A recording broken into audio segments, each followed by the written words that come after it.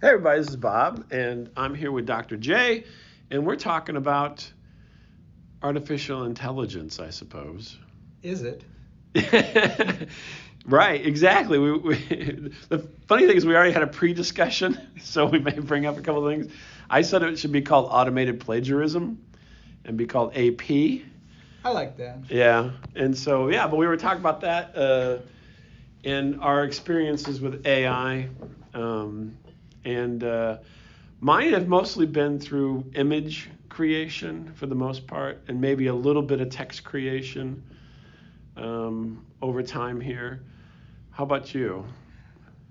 I've been playing with some of the image stuff, which is fun, but I can't say it's serious. And I've been playing with the text stuff.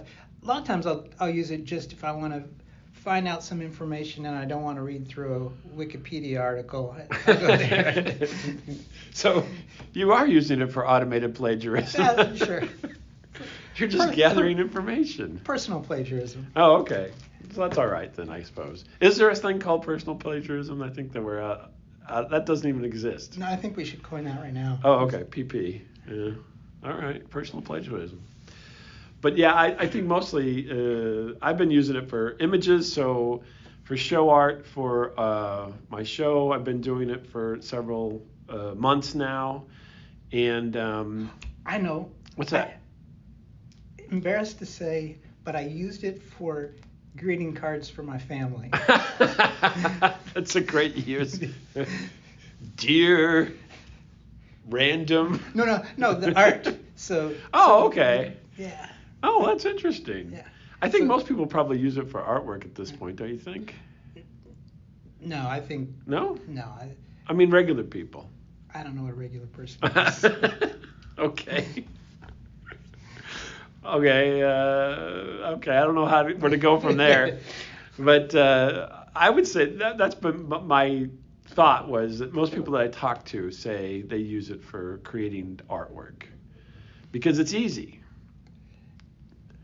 Very easy, too easy. But I don't know if people are willing to settle for what they get. Yeah, well, so to me that's kind of the kitschy factor of it, is because right now you can always say always. Most of the time you can tell if it's pedestrian AI created artwork. It has a look to it. Has a weird look to it. I think though that in the future there will be courses on how to use AI so it is less detectable. And so okay. I think it's a skill that you learn. And I see that I've actually improved in my ability to use it as a tool by learning what quirks each of the platforms have and knowing how to craft a query that gets me closer to the results I want. So I think using AI, there's some skill to it, actually. Oh, you're probably right. I think that you are right with that because, yeah, definitely you have to put the right words in to get something out that you want. But the funny thing is, way back whenever, pre-Google, let's say, people were going to learn how to make queries to do internet searches, and that went right out the window. That's true. No, Yes. Do you know anyone who's ever taken any kind of, course or class or even just something anywhere, read a booklet on how to do a good web search? That's a good point. To me, so you're going through time here. So when I was very young, and I'll tell you still, the most productive thing that I ever learned was typing. And they didn't call it keyboarding then because I'm old, but they call it typing. And I have used that every day since then. And then I would say nowadays, the most productive thing you could do is learn how to use a search engine, like efficiently. And I think that ties in to AI, is learn how to make a query. And, the folks listening to this probably understand what a query is, but if you put that out in the public, most people would be like, what the fuck are you talking about? What's a query? True. Although I wonder if the arc that we're going in, it won't really even matter because it will be just so integrated into our everyday life that it just, like, you said you did the typing class. Now kids just learn just kind of by osmosis. They don't really have a typing class anymore. I don't think, do they do that still? No. Yeah. My kids both took keyboarding. They call Right. it keyboarding, and they had to learn, and essentially it was typing, but it was typing geared towards utilizing software. So you had to also learn how to use the mouse and to find things and, file, edit, and so forth. So it was called keyboarding. I think most kids still do keyboarding, but you're right. One of my children took to it quickly, and they were doing everything on the computer, at a very young age, like I think 2 or 3, and the other one had no interest. And the funny thing is that it was my daughter who's older, had no interest at all in the computer, and she is more what I would call an average citizen these days, because everything happens on the phone for the most part, or a tablet. And she's totally into that world. And she does have a computer, but if she can do it on the phone or the tablet, that's what she does. And if you use a keyboard and so forth, then you're actually kind of outdated at this point.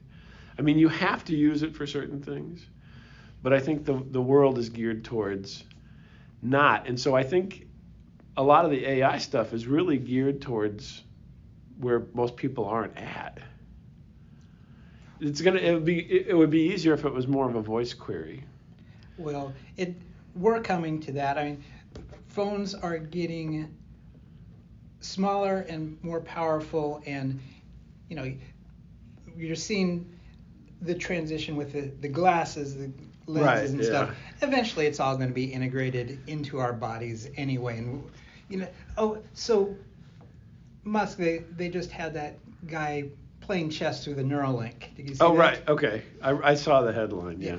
And so that's where we're going. And so artificial intelligence and human intelligence, I think, are just going to be all just one mess in our head. One mess in our head. So then will it be giving us commands? Everybody worries about AI taking over. I don't think they realize how dumb it is. And it'll take you over if you are, as dumb as it is, I suppose. Oh, I'd say generally the public is. So they'll be complacently glad to be fed whatever the system. The consumer society. Absolutely. So AI for the consumer society is where you're at on this. Okay. Interesting. I'm not too optimistic, actually. I always you mentioned Elon Musk. I like the robots they've got now. I can't remember what they call them, but they look pretty good. But I don't think that they're going to be any great shakes for a while still. And I still don't think AI is going to take over anything, at least within the next 20 years. Well, no, because they have to learn how to monetize it well. The money. Yeah. That's why they coined this term. How's that? Artificial intelligence. Now you can stick it on a box. Make a little bit more money because your Furby has AI. Right, yeah. Your Furby will actually talk to you. Oh, you look nice today. Instead of in gibberish, it'll just be, placating you. That's what everybody wants, right? See, that's what I'm telling you. Yeah, okay. Boy, that's a dismal future. That's the trajectory I see. Yeah. Well, hey, everybody, wait for AI. It'll feed you, wipe your butt, and tell you look nice. Till next time.